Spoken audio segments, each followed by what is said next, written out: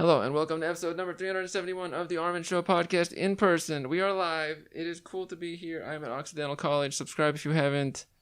YouTube, Spotify, wherever it might be. The show continues on.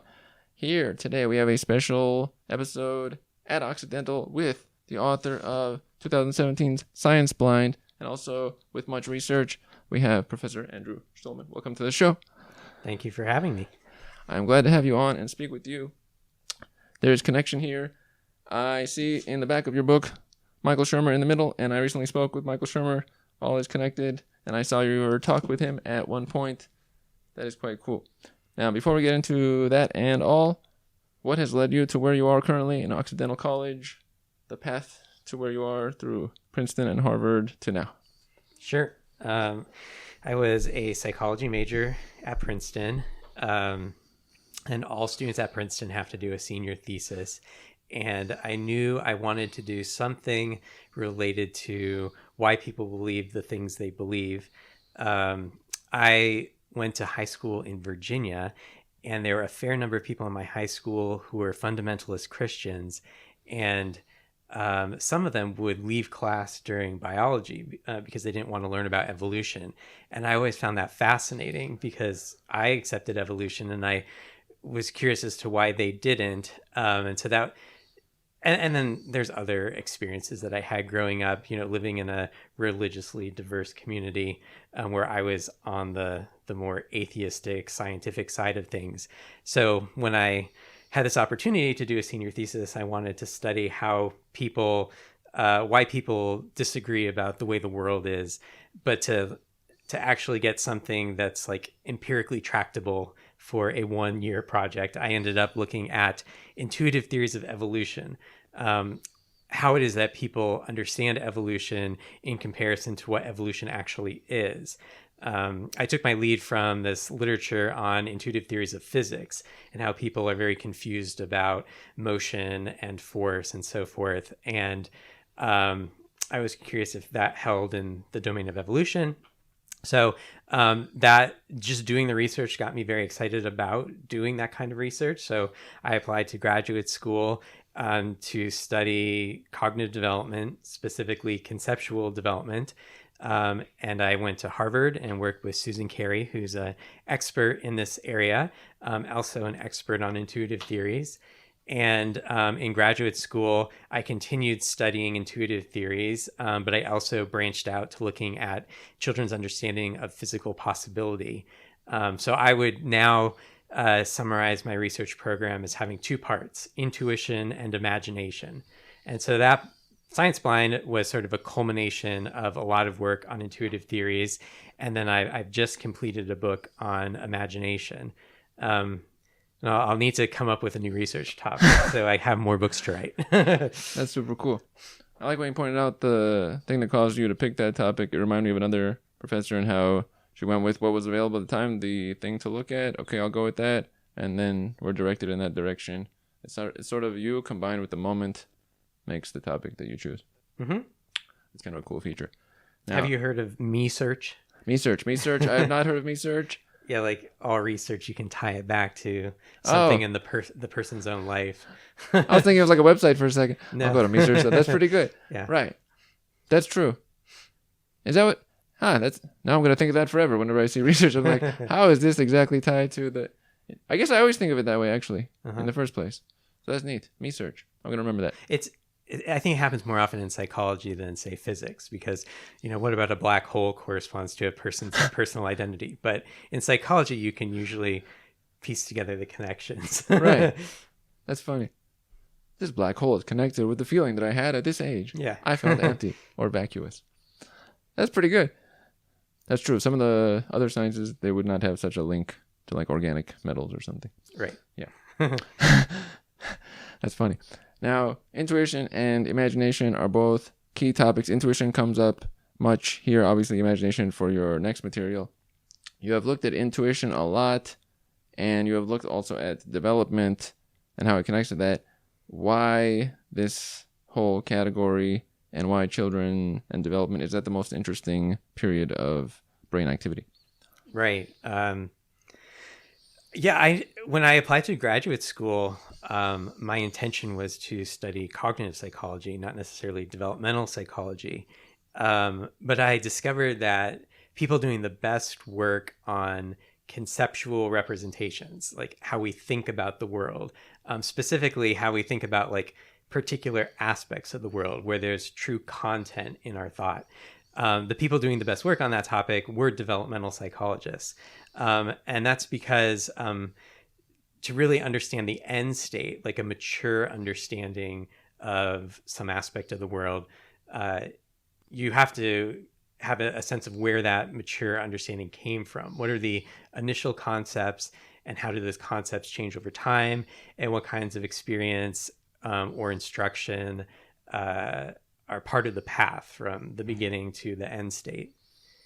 The people in the field of conceptual development typically look at infants or young children, but conceptual development could take place in adulthood. Like the topic of evolution is something that you don't encounter very much firsthand data that would lead you to even expect that evolution occurs, let alone understand how it works. Right. So you need instruction. And in the US, instruction on evolution is delayed to high school, even college. So, the relevant age group to study if you're interested in how we develop an understanding of evolution would be adults. But most of the field of cognitive development would be centered around children and infants. When you study infants, the question is, what kinds of concepts are we born with? Or what kinds of concepts emerge early in life, given sort of innate foundations in terms of how we see and the kinds of inferences we seem to be wired to make.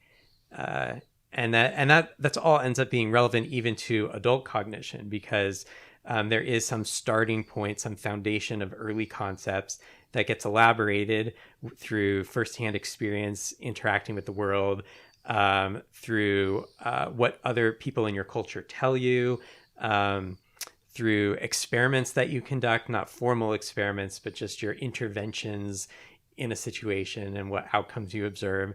And all of those things shape ultimately the theories we hold. So one framework for understanding concepts and knowledge is a theory perspective, where we don't just have this general knowledge that covers all topics, but rather our knowledge is partitioned into discrete types of knowledge or theories. And they get characterized as theories because this knowledge does many of the same things that scientific theories do. It helps us explain events in the past, predict future events, intervene in the moment to try to bring about events. So it has the same flavor as theories, even though the content might be different.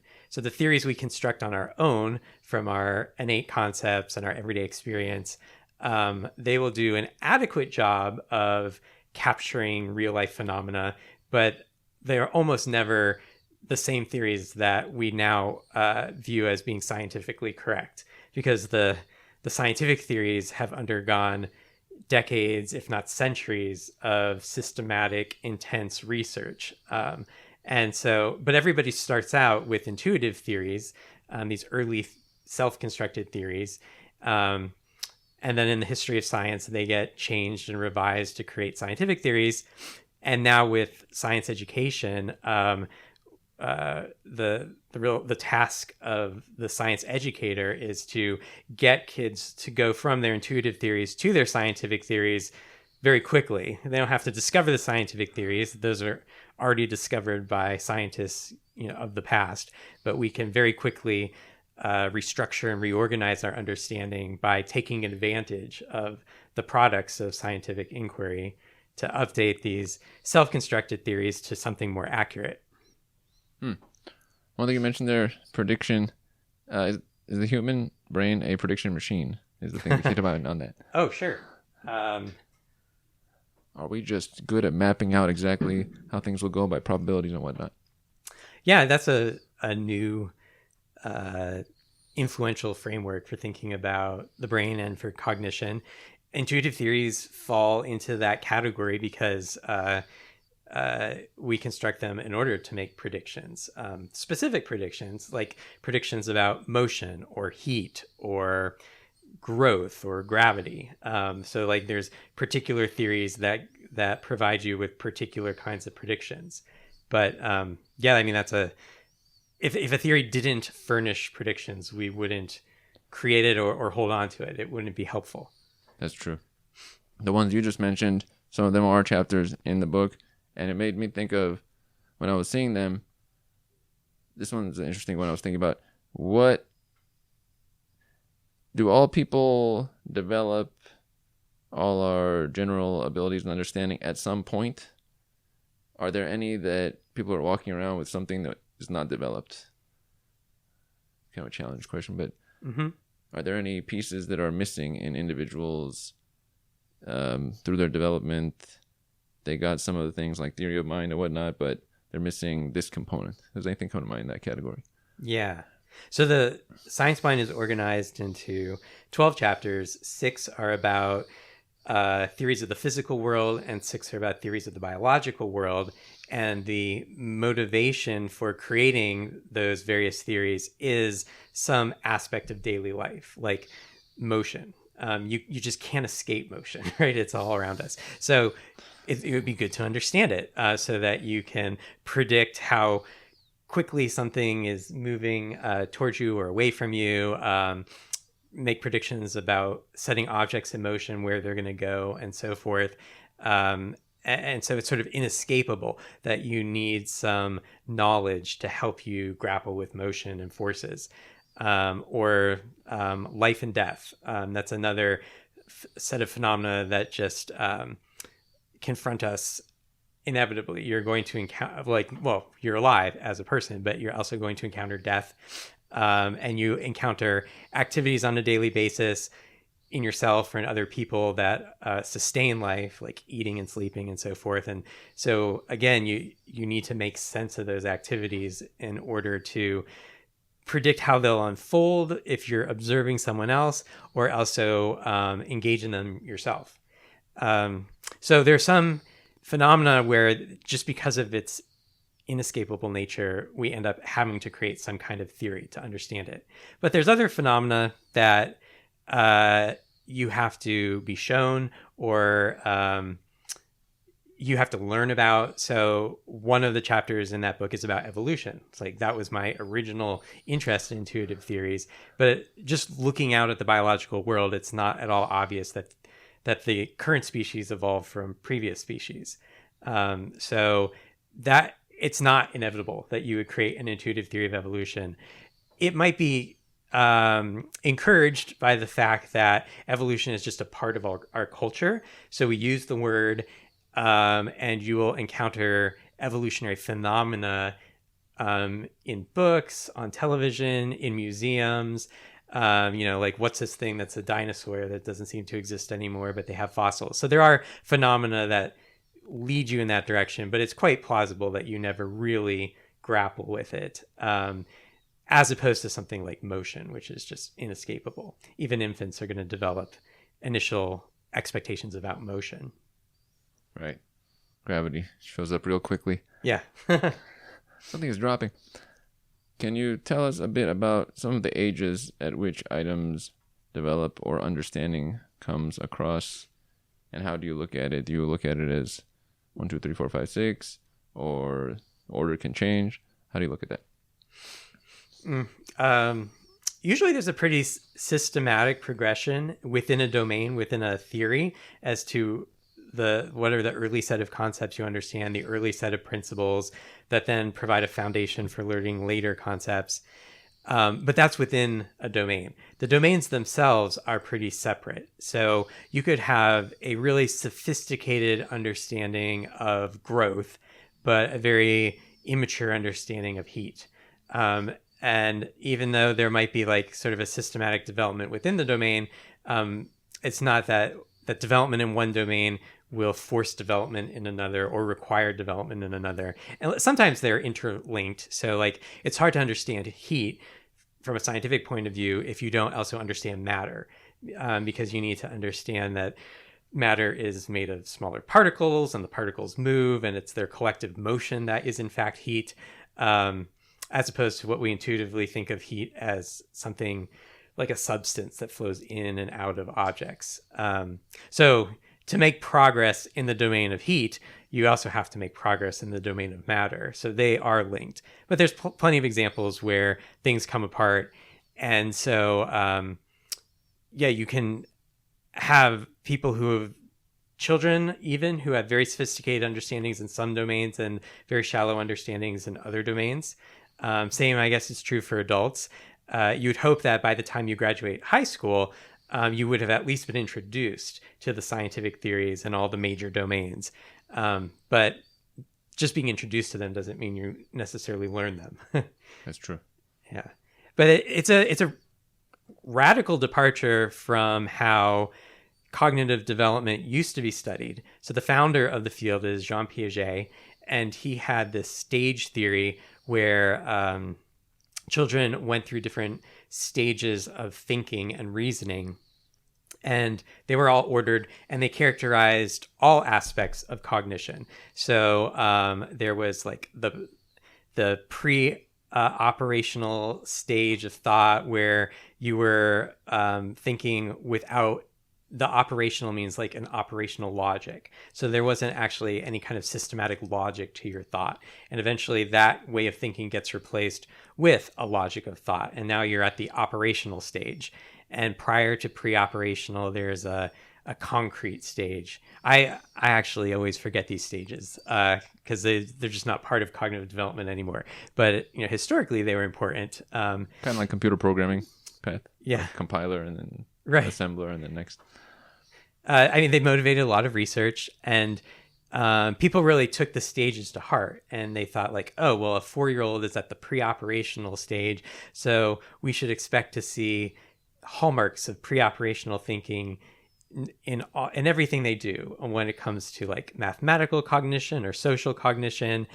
And you can sort of force it. You can see what they're doing and try to force it into that rubric of pre-operational thought. But if you look deeper, every domain has its own trajectory of development, and kids can make progress in one domain without making progress in another, just depending on their experiences, the kinds of instruction they've received.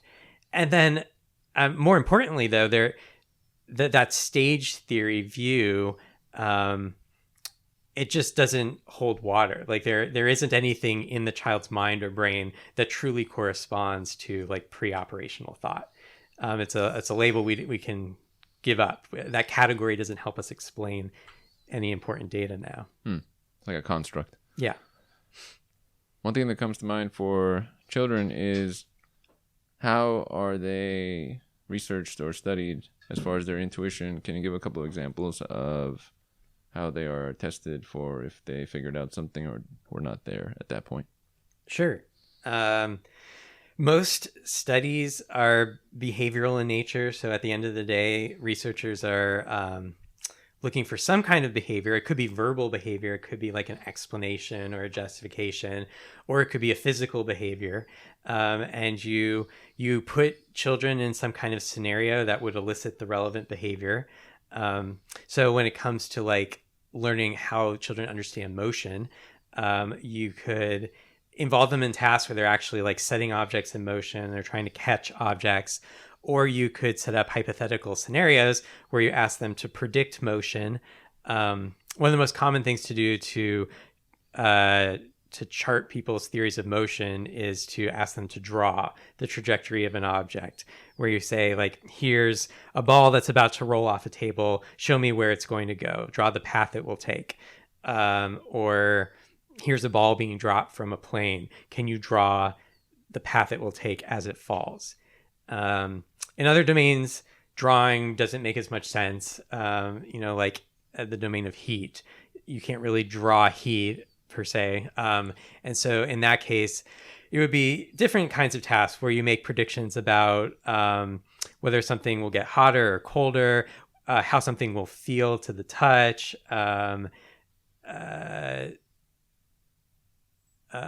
like what you could do to prevent something from losing heat and so forth. It just depends on the domain to construct the right kind of scenario. And a lot of the tasks that psychologists use end up looking something similar to what educators use in the classroom, right? The kinds of materials either an educator might use to test their students' understanding, or materials that would use to instruct them in developing a new concept or theory. But you've got to get the content right. There aren't any sort of general purpose tasks that you can administer, because that was sort of the hope of the earlier stage view of development, that you could give kids maybe a couple of tasks and diagnose them as a concrete thinker or a pre-operational thinker, and that would explain everything. But now we know, if you want to understand how a child thinks, you need a task that taps specifically into one area of thought. That makes sense. It's not so much that regimented in a way. Mm-hmm. Now, how different is the level of general intuition that a, let's say, 5-year-old has from a 25 or 50-year-old as far as sense of the world? Is it highly limited, or is it on the same wavelength and just building some experience? Is there a huge differentiation between those? Yeah.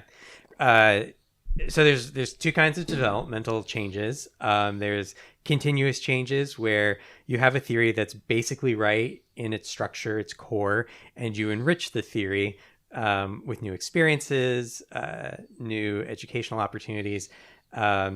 And then there's the development that's discontinuous in nature, because the theory that you're starting with is qualitatively different than the theory that you need to end up with. And when there's a discontinuity in development, learning requires some kind of restructuring or reorganization of the original theory. And that's the hard kind of learning. And it's rare in development. Most learning is just enriching prior theories. It's continuous in nature.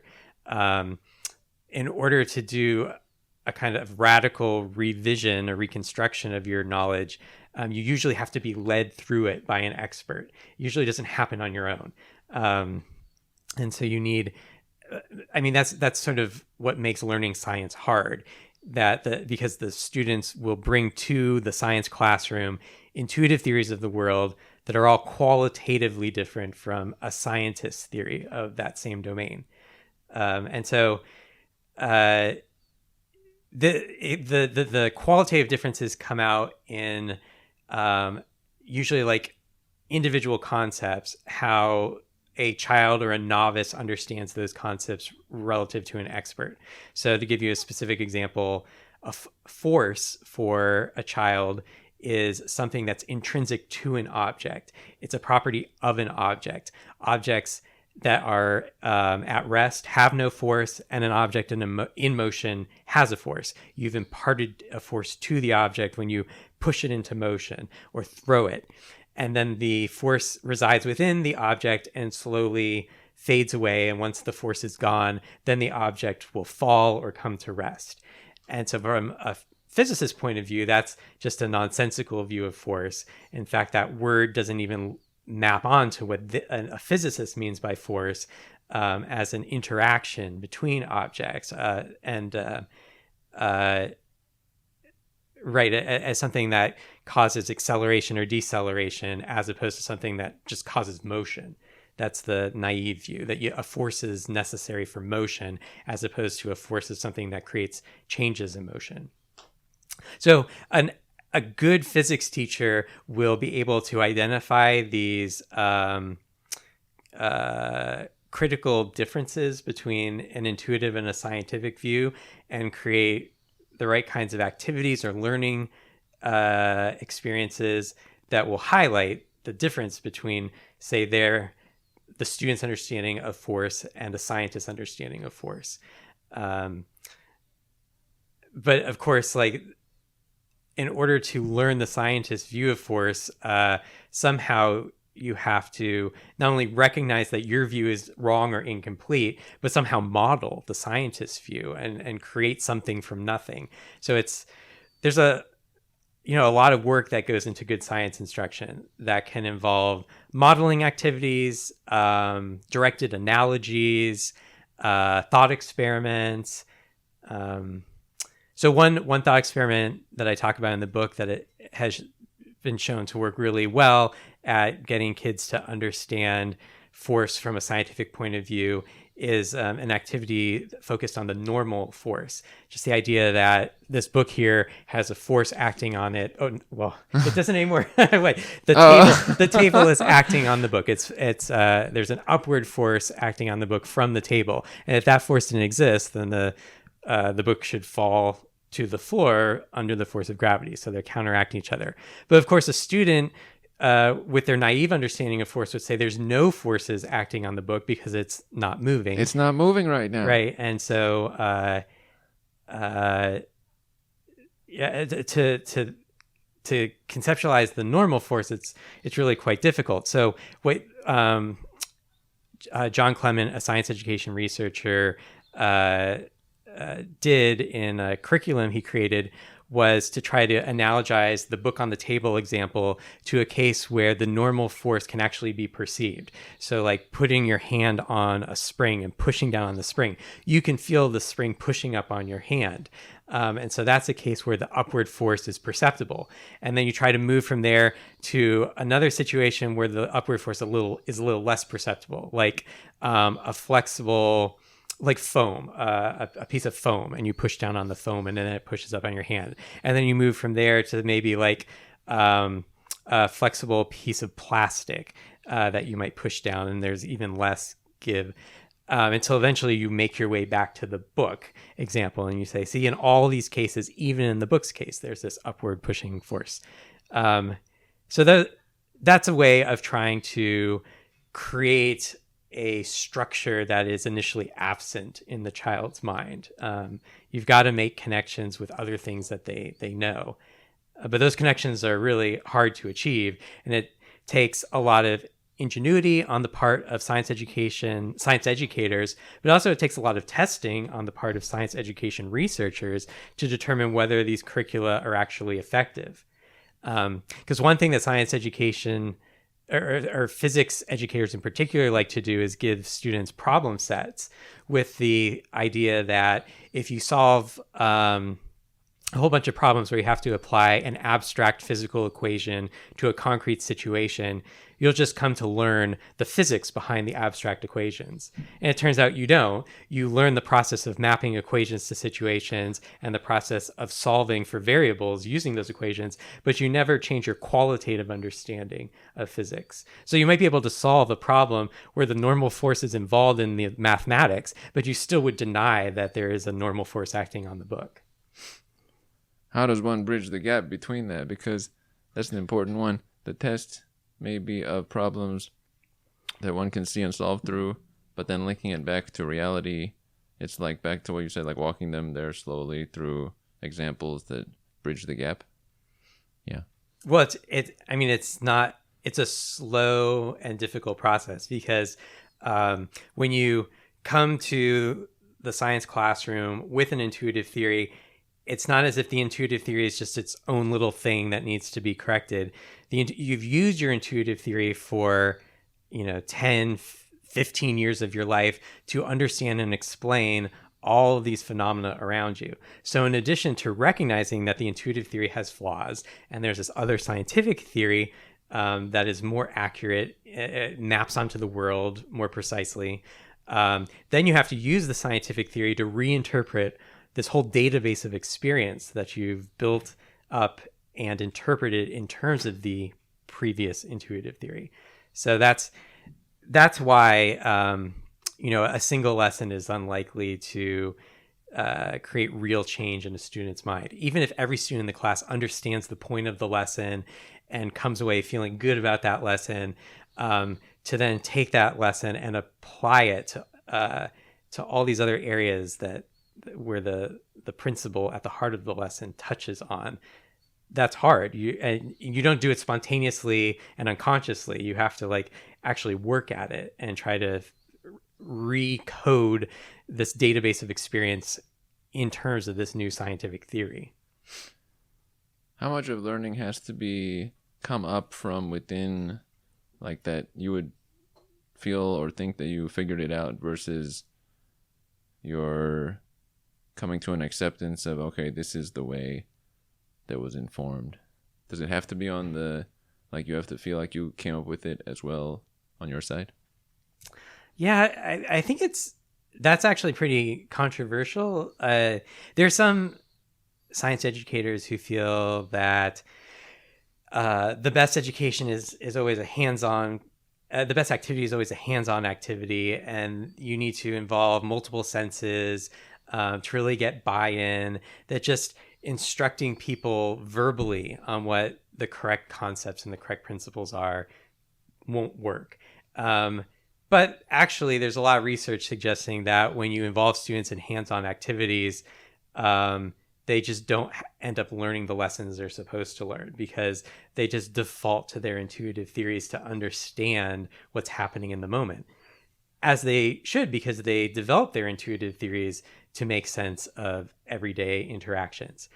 So you really do need this like verbal lecture-based instruction or textbook-based instruction at some point to help you develop this new framework. But there is a role for all these other kinds of experiences and activities, which is connecting up this new set of principles to reality. Because you could, if you just learn the principles on their own, chances are you'll apply them in the class on the test, but then you won't apply them when you leave the classroom and go back to your daily life. So there's lots of challenges in science education. So in addition to just learning the principles, another challenge that oftentimes is not met is then connecting those principles up with the everyday phenomena that the principles can explain for you. I've always noticed that whenever I was able to learn something, it came from that feeling that I have to go and figure it out. Okay, this is the thing. You have to like have a want or like a push factor towards it. Like you're pushing against a friction of figuring it out, and you have to be with it versus, yeah, if it's, let's say, an assignment, there's a disconnect. Okay, I'll figure it out for this, but it's like in a box of its own that's separate from reality. So, okay, I'll figure out this box of its own, but it's not as inspiring in a way. Mm-hmm. There's like a gap there. Yeah, some sort of gap. Now, one thing I wanted to pull back to is, I did not mention, but you are the director of the Thinking Lab, which is at this institution, Occidental. Can you tell us about the Thinking Lab and what you bring to it and what you like to cover in it? Sure. I've dubbed my lab the Thinking Lab because we study various aspects of concepts and conceptual representations, from intuitive theories to imagination, and thinking seems to cover that broad range of topics. And at Occidental, I don't have any graduate students. Occidental is a liberal arts college. So the lab basically is comprised of me and my undergraduate research assistants. And I usually have undergraduates who are running developmental studies as well as studies with adults. So studies with adults you typically do through like computer-based tasks, and oftentimes you can administer them to adults over the internet. But studies with children involve a lot more work.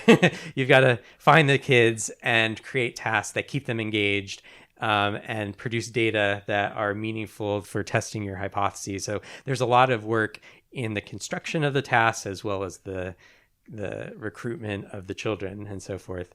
So my undergrads actually do all their developmental testing at local parks. We go to the park, we look for children in the age range that we're testing, and then we approach the parents and ask the parents if their child would like to do a 15-minute study that's based on the iPad. And I mean, that's essentially the work of the Thinking Lab, is mostly developing materials and then testing them with kids. That's the hardest part of our job. Is it more the case that when you work with adults, they have a feeling like they're part of something and they're trying to contribute, versus with kids, they're like, all right, but they don't know what they're part of. They're just kind of giving it a try. Is that fair? Yeah, it's true. I mean, adults have like meta thoughts about the study. So you have to be careful not to include what's known as demand characteristics in your study. So that is questions where everyone can kind of guess what the right answer should be, right? Like, is democracy good or bad, right? And like, so there's a demand characteristic that you should say good, although these days that might not be the case. But with kids, they're not really thinking about the study or their role as a participant. Older kids maybe, but younger kids probably are just answering as they see fit. Right. And I mean, it's good and it's bad. I mean, because if you're an adult participating in a study, you are aware that you're contributing data to a study. And so usually you're trying to answer honestly and thoroughly. At least that's the instruction you're given. And many adults do cooperate.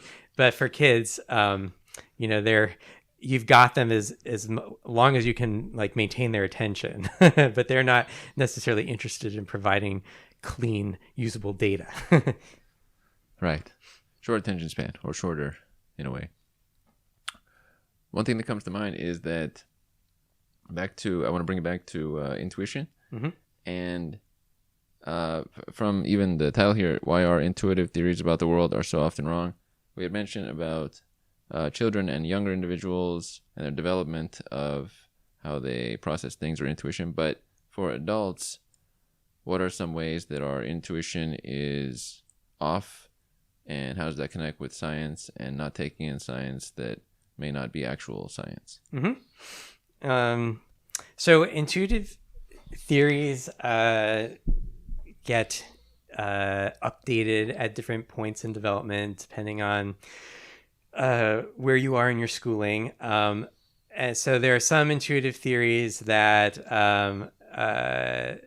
are changed and revised in elementary school. Other intuitive theories we hold on to as high schoolers or even college students. I mean, for a domain like evolution or mechanics, or maybe some aspects of astronomy, people don't tend to actually receive enough education or adequate education to revise their intuitive theories. So they hold on to their intuitive theories their whole life. But interestingly, even in cases where you have revised your intuitive theories as a child, it looks like what you do is you acquire a scientific theory in addition to your intuitive theory, but you don't erase the intuitive theory. You hold on to both theories. So there's plenty of evidence now that scientifically literate adults, even professional scientists, still have their whole repertoire of intuitive theories that they had developed as children. And in various contexts or given various prompts, you can tap into those intuitive theories. So to give you a concrete example, an intuitive theory that we develop as children to understand life and the living biological processes is a theory that equates motion with life. Things are alive if they move on their own, and things that don't move are not alive. So on this view of life, it leads kids to classify animals as alive, which is correct. It leads them to classify inanimate objects like a desk or a book as not alive, which is correct. But then they make some misclassifications. So they'll misclassify plants as not alive because they don't seem to be moving. And they'll classify some things that are moving in their environment, like the sun and the clouds, as alive.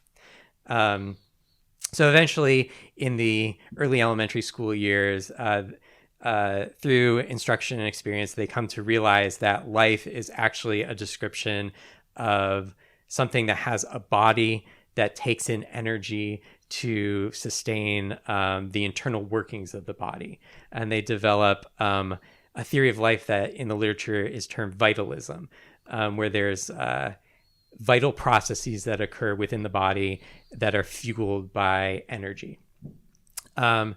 So this is a conceptual change. It's a technical word we use for transitioning from an intuitive theory to a scientific theory. It takes a lot of work and effort and so forth. And it's a pretty reliable conceptual change. So most adults that you will encounter understand life as referring to metabolism, like life is a metabolic state, not just a state of motion. Mm-hmm. Nevertheless, when you take a scientifically literate adult and set them down at a computer and you show them words on a screen and you ask them to classify what that word as something that's alive or not alive, and they have to do so as quickly as possible, they will make more errors for plants than they will for animals, occasionally classifying plants as not alive. Right. And they'll also make more errors for moving non-living objects like the sun and the clouds than non-moving, non-living objects like a book or a desk. So occasionally classifying the sun as alive. And then also, even when they get it right, they say like, oh yes, a tulip is alive, the sun is not alive. It takes them a little longer to make those judgments for the entities that sort of blur the boundaries between an intuitive and a scientific theory, or the ones that are originally misclassified on your intuitive theory. So this is evidence that those early ideas have not been erased. You still hold this misconception to some degree that plants are not alive and then the sun and the clouds are alive. Even though explicitly you know that's wrong, we see in people's behaviors that they hold these residual intuitions. Dang. Would you say that it's fair to say that an individual, it's almost like paying a tax forever if an item was not learned exactly a way that matches reality, and maybe your response will always be a little slower because you have to process the incorrect one, then remember it wasn't correct, and then go to the correct one for most of your existence? What was the original thing you said? Is it sort of like a tax that you would have to pay forever? Like a tax. Processing tax? Possibly. I mean, it seems that these theories are very context dependent. And so it's possible that you can reason very well, very accurately, and very quickly within the confines of a scientific theory if you're in a scientific context. So professional scientists within their daily life probably have no trouble making scientific inferences. They don't have to like pause and suppress an intuitive misconception before they go on to make a scientific inference. It's just that when you move to a new context, when you move to daily life, the context in which your intuitive theories were first created, those contexts might trigger intuitive ideas that then need to be suppressed in order for you to reason scientifically. Mm-hmm. I think about that because I get the idea that many individuals around the planet, they have certain items that they didn't learn, let's say, fittingly the first time around, and then almost every time it comes up in the future, they go back to that original, oh, okay, it's not that, and then they go to the next, which is the accurate way that they learned later on. Right. Yeah. Yeah, there's different ways that you can frame a task that will either sort of lead you down the right path or lead you down the wrong path, just in terms of contextual cues and what you think your task is. So like one thing that I'm often asked about when I talk about intuitive theories is that in the research that I present on intuitive theories, I'm associating them with an inaccurate view of the world. But then the question is, well, what about expert intuition? What about scientific intuition? Is that an oxymoron or is that a real thing? And it is a real thing, right? Like scientists do have accurate intuitions that are intuitions consistent with the correct scientific theory. It's just that they also maintain another theory that we don't have to call it an intuitive theory. We could just call it an earlier theory or a childhood theory that will lead to a different set of inferences. It's just that inferences don't happen without context in a vacuum. There's always a context. There's always a task. And the affordances of those tasks and those contexts will lead some ideas to crop up more quickly or more reliably than other ideas. One thing I always think of is the prefrontal cortex and how it requires a lot of energy. Would you say that using the prefrontal cortex or certain higher end parts of our brain is required to build new knowledge or intuitions? Like it requires a lot of effort or glucose or sugar to push them through? Mm-hmm. Yeah, the prefrontal cortex has definitely been implicated in the conflict or the coordination between early and later theories. So there have been studies where people have put physicists into fMRI machines and shown them different physical situations that they have to classify as correct or incorrect. So you might see like a circuit that's configured correctly or incorrectly for an attached light bulb to be turned on. Or you might see objects falling, and you might see like the correct situation of a big object and a small object falling at the same rate, or the incorrect situation of the big object falling faster than the small object, because you're assuming there's no air resistance or whatever in the simulation. And physicists, ace these tasks. They know what the right answer is, what's the correct circuit configuration, what's the correct way that objects fall. But when you look at what's going on in their brains, the prefrontal cortex is involved in situations where it might trigger an intuitive misconception. So the case of like the large ball falling faster than the small ball. Intuitively, we look at that and say, yeah, that's right, because heavy objects fall faster than light objects. And so physicists don't ultimately pass a judgment consistent with the misconception, as many lay adults would. They know the right answer, but it looks like they still, somewhere in their brain/mind, have to inhibit that intuitive misconception. So you see activity in various areas of the brain that are implicated in inhibition and error monitoring. Speaking of brain qualities or personality qualities, are there any features of an individual that help them to come to intuitions more smoothly or more efficiently? Are there any features that match up with that? Personality traits? They come to like correct intuitions? Yes.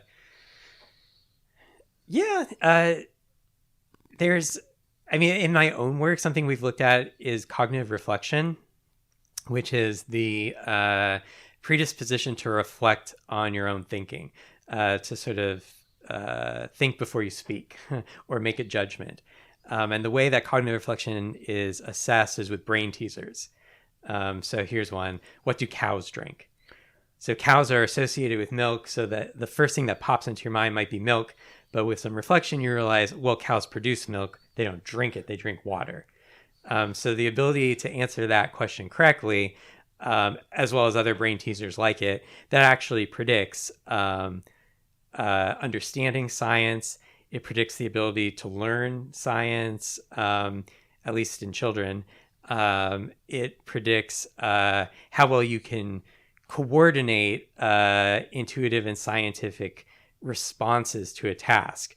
In like that task I told you about earlier, where you were classifying words as alive or not alive. There's variation in how well people do that, like how often they accidentally classify plants as not alive.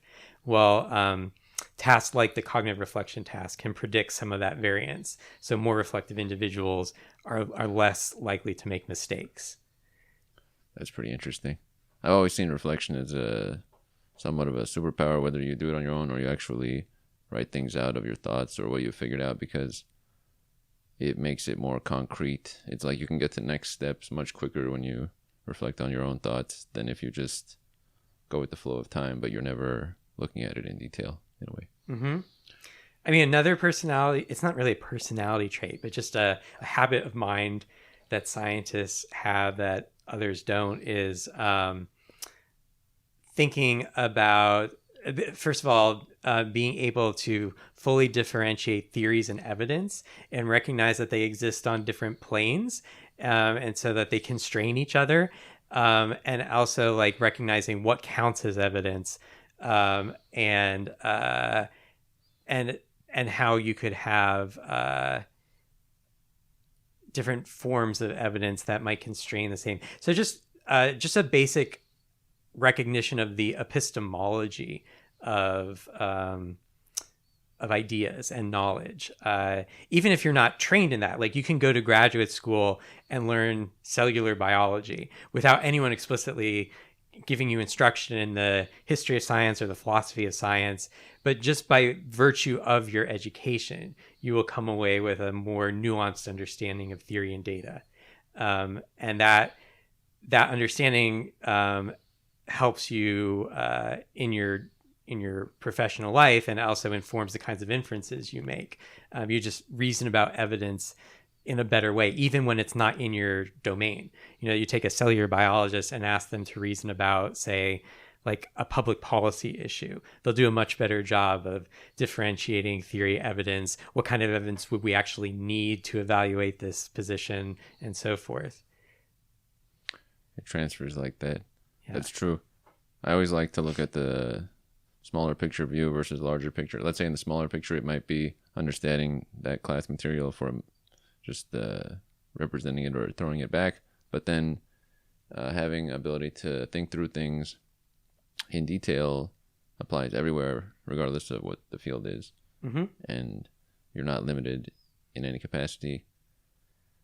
So you might both get the same result on that material, but one person may have just covered that material for that, and the other person may use their broader thinking for that, and then the next thing, and then maybe combining some different categories of material.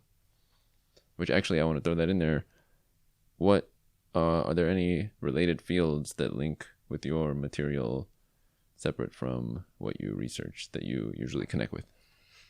Yeah, so my area is cognitive development, which is the intersection of cognitive psychology and developmental psychology. So the overarching field is psychology, but then I guess it sort of aligns with philosophy. There are philosophical questions that come up in psychology, philosophy of mind. It aligns with education. Psychology also, or more specifically, like cognition, aligns with artificial intelligence. I personally am not doing that kind of work, but there are a lot of people creating computational models of knowledge and concepts and inferences and so forth. Yeah, those would be the main overlaps. That's fair. I always like to check what links with what. Now, going back to intuition is not being correct, there is science that is well regarded and known to be accurate, and then there is science that is potentially made up or not foolproof. And how does one use their intuition to avoid taking in those kinds of science? What would be the difference between that and science that is peer-reviewed or covered? How do we differentiate science and pseudoscience, Mm-hmm. or well-tested scientific ideas as opposed to fringe ideas?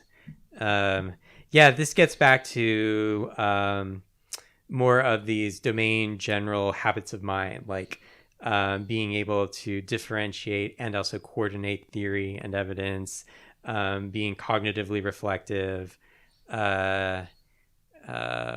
just having good executive function skills ends up being helpful. So executive function is like usually thought of as a suite of skills, like inhibition, being able to inhibit responses rather than just going with your gut, cognitive flexibility, to be able to move between different ways of seeing a problem, and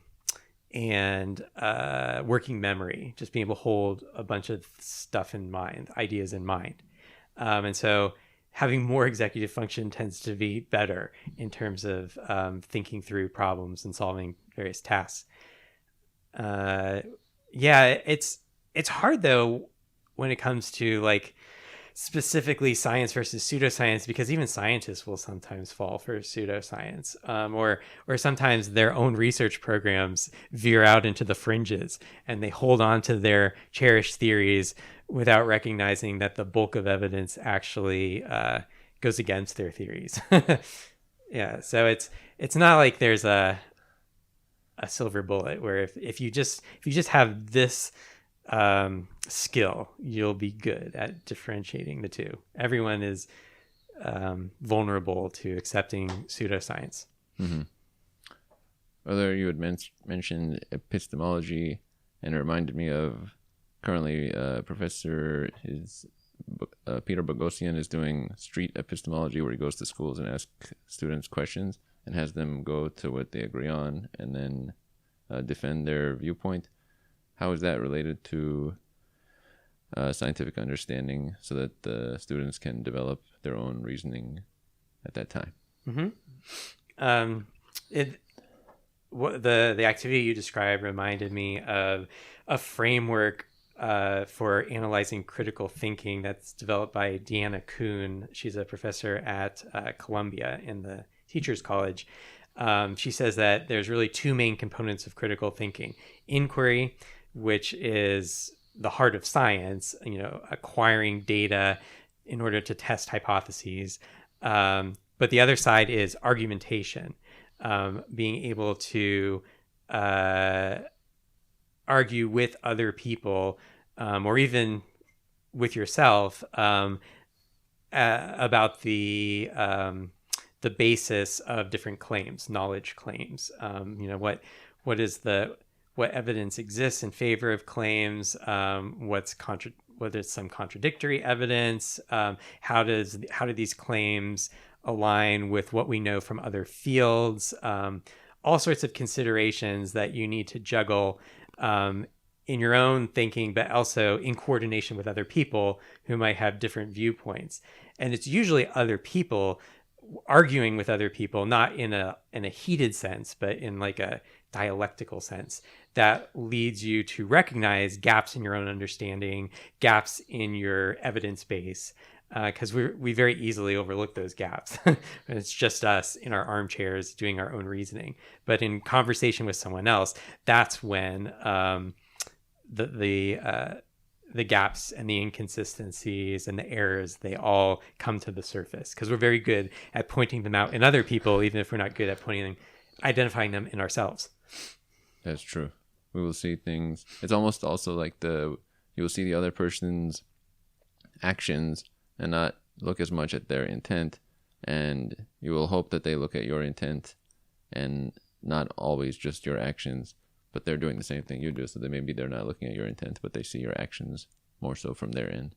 Yeah. In a way. I mean, good, healthy argumentation kind of avoids the intention question and assumes everyone's coming from a honest, charitable place, right? And that when you make mistakes, it's not because you were trying to deceive someone else or yourself. It's just we all make mistakes, or we all are prone to make errors. Yeah. That's true. On online platforms where there are people following many people of a similar form to themselves, does that limit their ability to build intuition broadly because they're not getting the full range of opinions or views? Is there a limiting force there?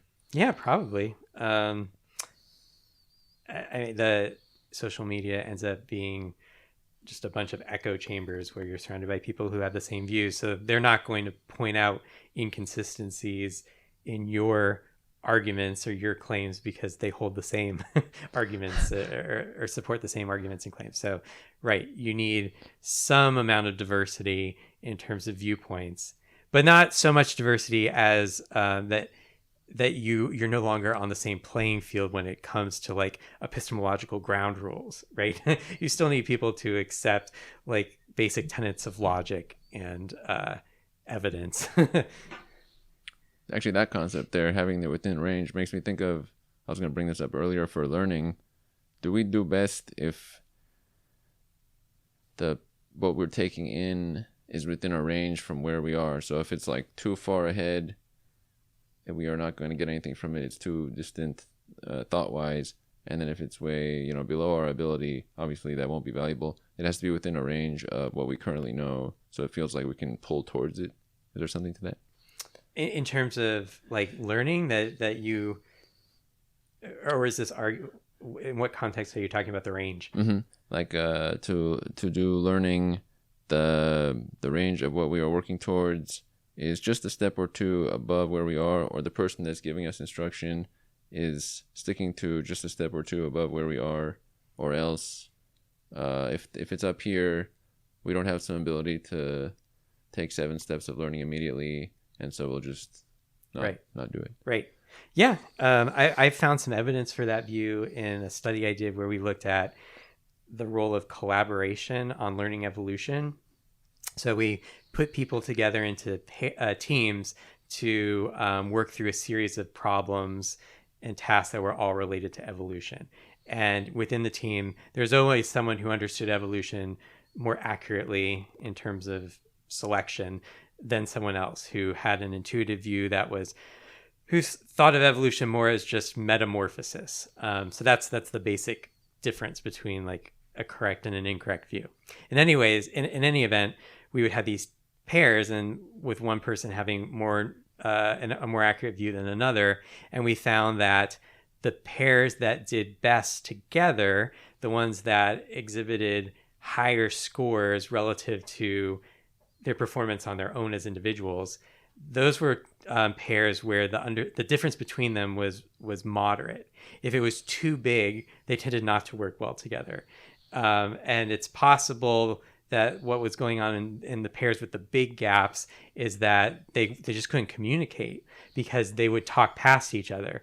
And when you looked at the transcripts of them actually talking to each other, one person would say something and the other person would respond, and the responses didn't actually align with the original statement. So they would come to agreements, but it wasn't all clear that they really did agree, because just looking at the content of what they were saying, they were using the same words, but in very different ways, like how a physicist uses the word force as opposed to a child uses the word force.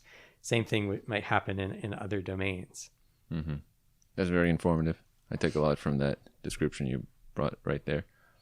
Now, before I actually include a little bit on your upcoming material, which is interesting, who are some individuals who have guided you in the category of intuition, or who have been key figures as you've studied it?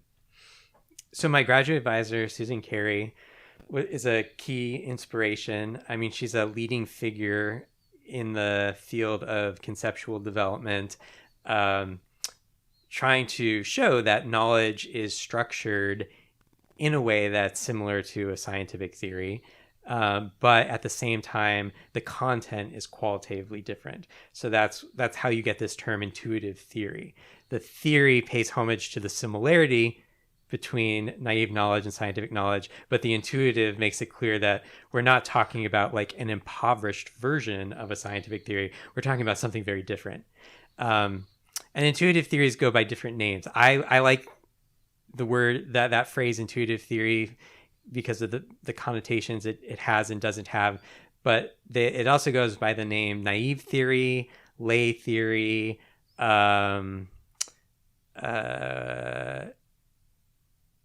there's another common one that I'm forgetting. Anyways, you could call it a bunch of different things, but anyways, this perspective was one of the pioneers was Susan Carey, and then other people working, at the same time to sort of solidify and clarify this view. So like Susan Gelman at the University of Michigan, Frank Kyle at Yale, Mickey Chi at Arizona State, Stella Vosniadou, who was in Greece and is now in Australia at Flinders University. There's kind of a different leading expert in different areas of different domains of knowledge. So there's people who have worked on, say, intuitive theories of matter and have really clarified our understanding of what the naive view is relative to the scientific view. So a person who's done a lot of work in that particular area is Carol Smith at the University of Massachusetts. Or when it comes to understanding naive views of motion, that's a whole other group of people like John Clement, McCloskey. I'm blanking on his first name. But yeah, it's there's some people who've taken sort of a bird's eye view and tried to describe intuitive theories globally, what they're like across domains. But then there's another cast of characters who have done very careful, detailed, domain-specific work characterizing particular intuitive theories. And so I hope that comes across in the book, that I point out the right people. Alison Gopnik is another person who's done a lot of important work establishing what intuitive theories are and how they help us learn. She's at UC Berkeley. I think her I've seen somewhere. Hers is the only one I recognize, but I think she's also more of a public intellectual. She tries to engage with the general public, publish some best-selling books. Actually, on that point, I think about that sometimes. Is there, let's say there are many researchers and there's only, let's say, a few that would reach out and make something of a popular note. Are they like the spokes individuals for the others, or would you say they are different in a way from the others?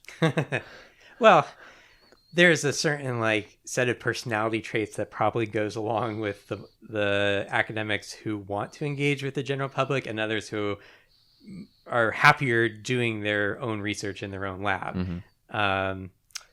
And some people have this view like we should all do outreach activities. That should just be part of our job.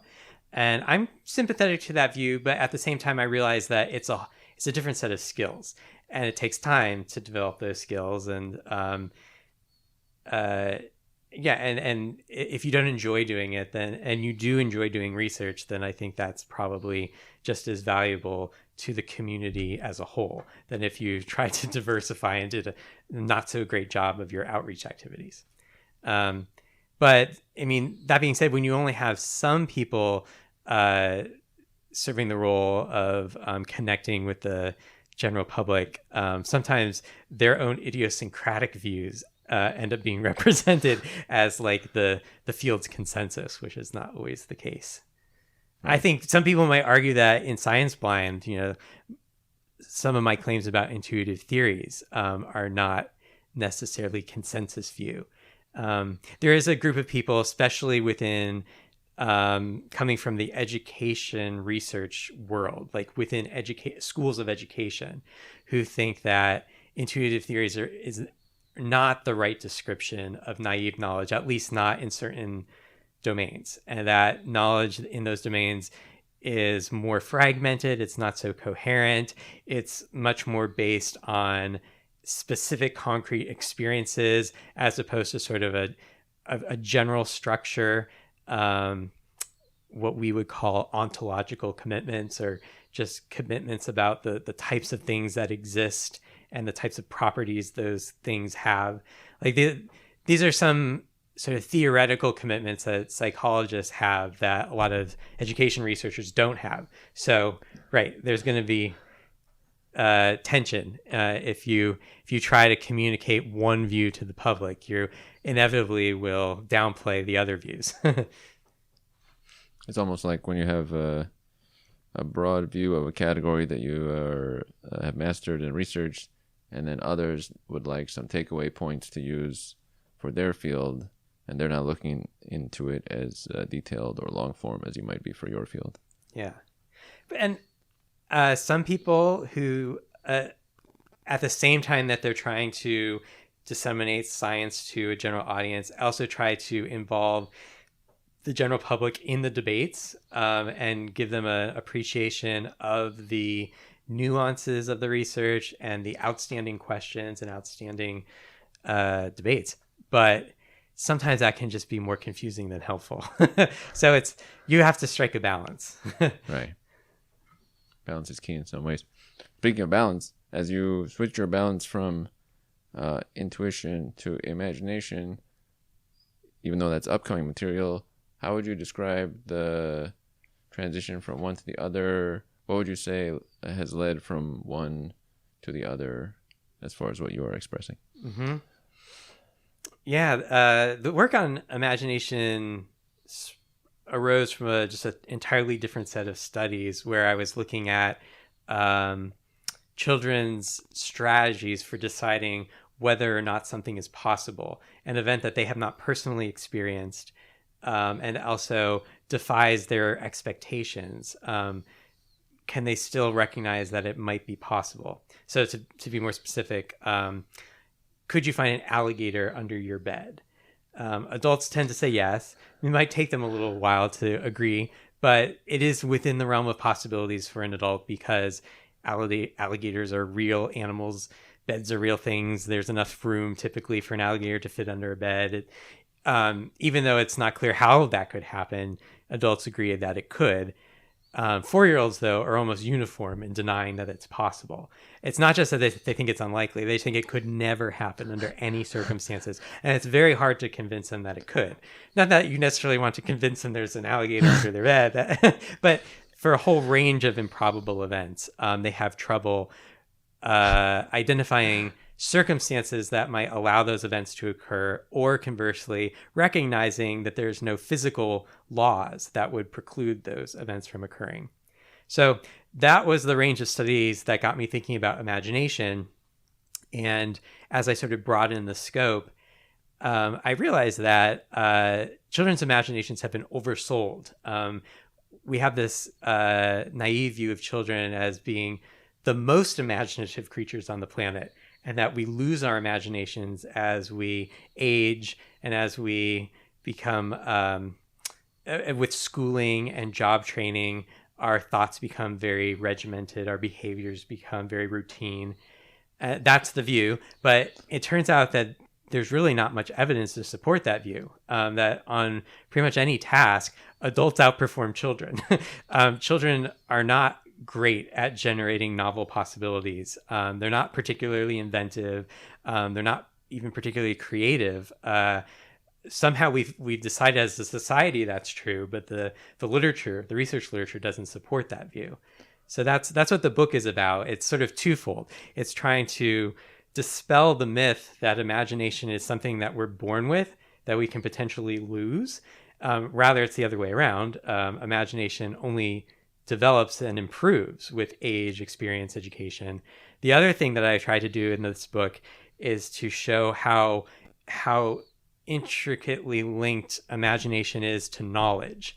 That imagination is an extension of what we already know.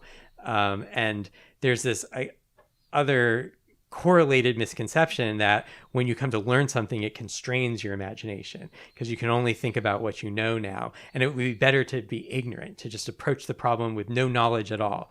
But when you do that, then you're just flailing and floundering, and you get cases of like novices passing themselves off as experts when in fact they just have nowhere, they have no idea where even to start. So knowledge is always helpful. It is constraining. There's definitely evidence that when you know something, you tend to think in the terms of the knowledge.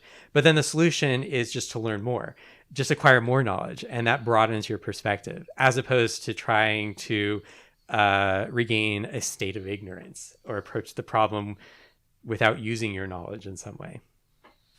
I like 2 points you brought up there. One, the topic for the material you're written about is very accurate, that there's that idea that children have way more, but then now they actually think about it, it's not really the case. And all the that's funny. It's like a counterintuitive one in a way. And then on the second one that you mentioned there, is it related with something I recently spoke to someone about, free markets, and how individuals countering governments will say, oh, less of this and less of that and less of that, but you need to come from a base of something and then work from there. So same thing with knowledge limiting. No, it's you need to come from a base of knowledge and then work from there, versus the idea that you would remove such a thing and then somehow spontaneously items would emanate is not really the way things function. Yeah. Huh. It's like I don't know where that idea comes from, but that's a common theme, that it's the other way around, that from nothingness it will just originate, and then having too much figured out will be limiting, but I've seen the opposite. what would you say? I always like to check this. Obviously, this was from prior, but one message you would want individuals to take from either Scienceblind or about the field of intuition that might give them understanding for their day. Oh, well, never stop learning science. I think there needs to be a wider recognition and appreciation that science is hard. It is conceptually hard. Modern science is built on a set of concepts that does not align with the concepts that emerge early in life. And so you won't learn science in passing. Like you can be very well informed about political events and current trends in entertainment, and even like later in life learn history on your own. But it's hard to learn science on your own, right? It actually takes work to learn the science that you never mastered when you were in school and sort of you were being forced to learn it. And at the same time, even for the science that you have learned, we need to recognize that our default is not the scientific theory, it's the intuitive theory that preceded the scientific theory. So when you have a particular attitude towards COVID-19 or a particular attitude or a behavior related to climate change, and you think this must be right because I'm a smart person and I'm a scientifically literate person, chances are actually those beliefs, those attitudes, those behaviors, they're actually grounded in your intuitive understanding as opposed to your scientific understanding. So you just have to always be taking your own knowledge with a grain of salt, either because you haven't learned the relevant science or because you did learn it, but it's so easy to default to intuitive theories instead of the science that we should be using. Just being humble about your scientific knowledge, I guess. Right. Having humility. Humility is key. There's something human about having humility. Mm-hmm. This is wonderful. It would be great to speak about imagination in the future. For today, where can people find your material or work or online? If you either type my name into Google or type Occidental Thinking Lab, you'll find a webpage that has all my research posted on there. And the book about imagination is slated to come out in the fall of 2023. So it'll be a while. But it's finished. It's just now it has to go through like all that copy editing and revising and so forth. I want to throw actually one in there, one little closer. Book. Coming up with the whole book. Is it hefty? Is it hefty to get all the way to creating a book? Does it look like a large item beforehand? That'll be my last one. Oh, yeah. It's quite an undertaking. I wrote Scienceblind after having taught a course that was the foundation for the book, where any given chapter corresponds to maybe like 2 or 3 lectures. So I thought it should be relatively easy because I've already created these lectures. But no, it was still hard to write them. I mean, it's like a years long process. But it can be really rewarding because when you are trying to synthesize material from lots of different isolated literatures, little pockets of research, you discover all these interesting similarities and commonalities, and sometimes contradictions, but more often than not, I've been amazed about how consistent the literature happens to be across different research paradigms and research traditions. Lots of people reinventing the wheel because they don't talk to themselves. Someone who's studying physics education is not usually going to talk to someone studying children's understanding of life and death. Yet they are both simultaneously discovering similar kinds of constraints on learning and similar kinds of experiences that give rise to learning and so forth. That's one of the cool features of going into a category. You start to see all the links, and then there are truths that you figure out. That's wonderful. On this one here, Andrew, I would like to thank you for having joined for this discussion and sharing quite a bit about intuition, also Scienceblind, your upcoming material, and also the Thinking Lab. Thank you for interviewing me. Super glad to be here.